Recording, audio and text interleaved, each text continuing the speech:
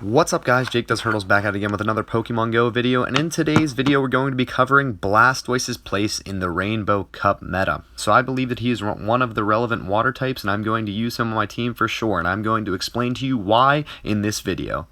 So if you're going to run Blastoise, you are going to be running the ideal moveset of Water Gun, Hydro Cannon, and Ice Beam so that you can get some good damage against those grass types. And this Pokemon is going to be relatively cheap, that's why I think it's a very good option. It's only 10,000 Stardust to get a new attack, and if you already have Hydro Cannon on it, it is basically ready to go, and all you need to do is get Ice Beam. But the question begs to be answered, is Blastoise worth putting on your team, and is he going to be a viable option? Let's find out. So first off, we're going to look at Blastoise from a quantitative data perspective, and we're going to be going to the Rainbow Cup page on PvPoke, and we're going to see that Blastoise is ranked number 20 overall with an 86.9 ranking. Next, according to PvPoke, Blastoise is going to be ranked number 40 with a 73 overall ranking as a lead in this cup. We've seen how it leads, now we need to see how it closes. Blastoise is going to be ranked number 26 on PvPoke with an 83.7 rating as a closer. According to PvPoke, it can't really lead very well, but it can close pretty decently. But what about its attack? It's going to be ranked 40th overall with a 62.2 ranking as an attacker in this cup. PvPoke says that Blastoise is not one of the best attackers for your team, but he is one of the top tier defenders in this cup. He comes in ranked at number 9 with a 95.5 rating as a defender. So if you've never used this feature before, there's a feature on PvPoke that allows you to battle certain Pokemon against each other. In this feature, you're also allowed to battle certain Pokemon against an entire field in a single cup. So, we're going to be running Blastoise against the field of the Rainbow Cup with no shields, and we're also going to compare it to the other water types in the meta. So, in scenarios through PvPoke where Blastoise goes up against the rest of the field with no shields, and Blastoise has no shields, Blastoise is going to win 57% of the time.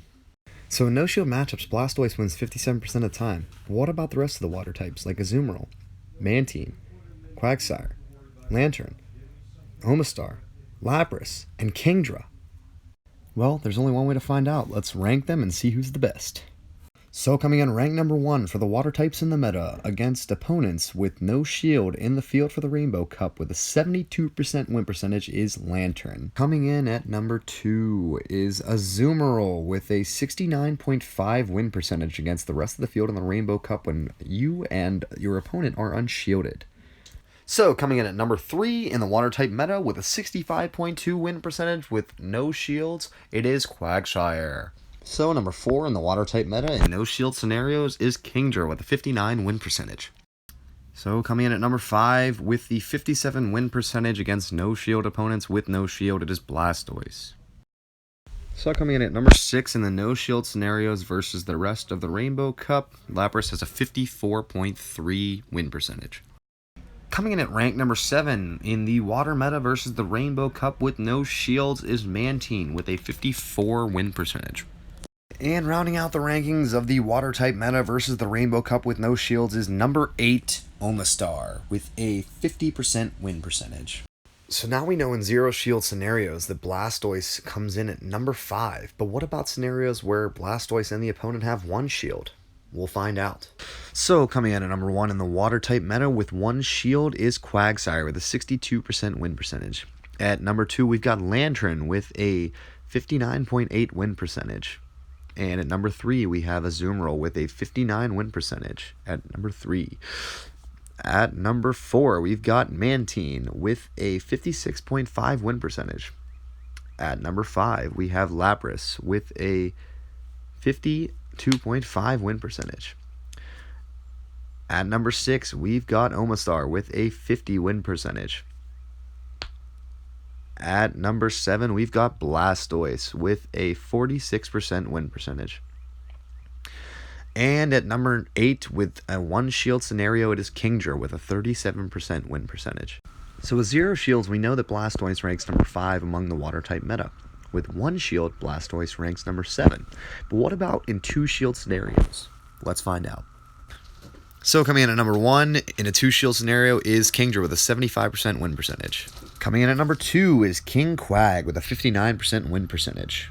Number 3 in the water type meta with 2 shields is Azumarill with a 54% win percentage. Number 4 is Mantine with a 51.1 win percentage. So at number 5 in the water type meta with 2 shields, it is Lapras at 50% win percentage. Number 6 in the water type meta, it is Blastoise with a 48.9 win percentage. At number 7 in the water type meta with 2 shields is Omastar with a 47.8 win percentage. And coming in at number 8 in the water type meta with 2 shields is Lantern with a 45.7 win percentage. So at the end of the day, quantitatively, Blastoise does not really stack up very well against the rest of the water type meta. But what about qualitatively? What about in battle? What can it do that these other types cannot? I'm about to show you, very much so, that Blastoise is worth putting on your team via battles. So match number 1 is going to be against Can't Stop Keister, one of my sparring partners from college, and we're going to be doing Blastoise as a switch-in Pokemon. So we're going to be leading Venusaur and hoping for Charizard, and he brings out Charizard. So I've automatically got to switch into Blastoise. And look at how much damage Blastoise is doing with that water gun that Pokemon like Azumarill and Quagsire cannot do because they don't have the relevant fast move. So we can do a lot of damage on Charizard, and he's got Charizard in the back, but probably with little to no health. And now we're in a neutral matchup. And Azumarill is going to win this neutral matchup just because it's a little bit more tanky than Blastoise, and it has better neutral movements. It has the Play Rough that is going to do pretty significant damage, but Hydro Cannon and Ice Beam are going to do damage as well. And I'm going to be able to basically take down his Azumarill here in this neutral matchup without burning a shield, and he already burned a shield accidentally. He told me after, he's like, yeah, I shouldn't have used that. I was like, well, it's the way it is. It's the way some battles go. Sometimes you misclick, you know? And that Play Rough's going to do significant damage. I'm going to use the Hydro Cannon here to chip off some damage against this Azumarill. But it's not really going to matter because I'm going to bring in Venusaur. I still got 2 shields. And even if he gets off an Ice Beam, I'm able to shield this up. And he does with a smidgen of health left, and that's perfectly fine. So he's going to bring in Charizard to counter my Venusaur, but I'm going to have my Charizard ready. And I could have used that Sludge Bomb there, but it's perfectly fine. I didn't. And I'm going to elect to not block this because I think it's going to be Dragon Claw, and I guessed correctly. So I'm going to go at it again. And I'm going to try to aggro farm here, and I think this one might be Blast Burn, so I shield it. And that was obviously a bad idea, but I had enough for my Blast Burn, so I figured it was the same. So I'm going to use my Blast Burn. He's probably going to shield here with Raichu, and he does. So I'm going to be going for another Blast Burn, but I get nervous and go for Dragon Claw because I think he might have Thunder Punch. So I use a Dragon Claw, and he's going to hit me with Brick Break, so he needs to switch his moves. And I'm going to bring in Venusaur with the Frenzy Plant charged up, which is going to kill his Raichu, and that's going to be a GG. So Blastoise can definitely be used very effectively as a switch-in Pokemon. So next up, we have a match against Easily Done 27, which is Tanner. And I'm going to be using Blastoise in the back. So we're leading Fortress. And this matchup's kind of weird because I don't know what moves his Quagsire has. So if he has Earthquake, he's going to demolish me. So I'm going to try to switch in, but I'm going to block here. It's going to be Stone Edge, which should do significant damage, but I probably didn't need to really block. So I'm going to use an Earthquake before I get out of here against his Quag, and hopefully he shields. And he is going to shield. And then I'm going to bring in Blastoise. You can see how much damage Blastoise does to Quagsire, which other water Pokemon cannot. And he's automatically got to get out of there. And look at this. I have an Ice Beam ready for his Ivysaur. This is what Blastoise can do for your team, guys. An Ice Beam ready for his Ivysaur is forced to shield. He has no shields left. And then I can even go for another Ice Beam. And I'm going to do it because I'm a little bit more of an aggro farmer. I'm a little bit crazy. I'm a psychopath. But I think I can get to an Ice Beam. And obviously it proves not to be good. And I get to the Ice Beam, but he's got the priority, so he gets it. You know, he gets the charge move, and that's fine. You know, sometimes it doesn't pay off. But that's what Blastoise can do for you. It can take down Ivysaur, seriously, when it has no shields on most guys. It depends on the energy. So we're going to bring in Fortress to basically destroy his Ivysaur. We're going to aggro farm all crazy so I can get an Earthquake ready for whatever comes in. And he's going to bring in Quagsire. So Earthquake is going to demolish Quagsire.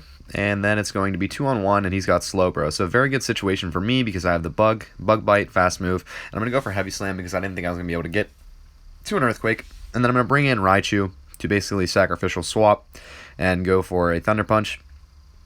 So I'm expecting Ice Beam to kill me here.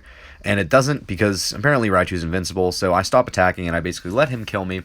Because I thought that was the best thing to do because it should have killed him. And I easily could have won the game and we could have just, done it, there. But I bring in Fortress to see what it would be like for a real scenario.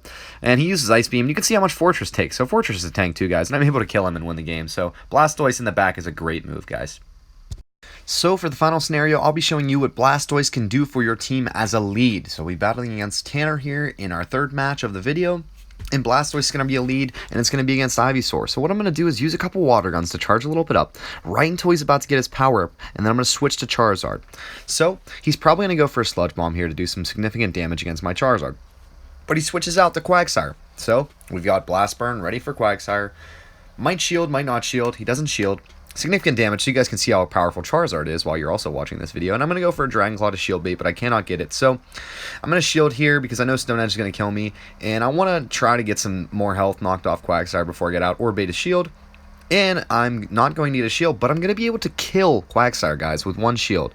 And he uses none. So Beast Charizard, you know, and he's going to bring in Ninetales, so I'm going to get some pretty good neutral damage here with Blast Burn against Ninetales.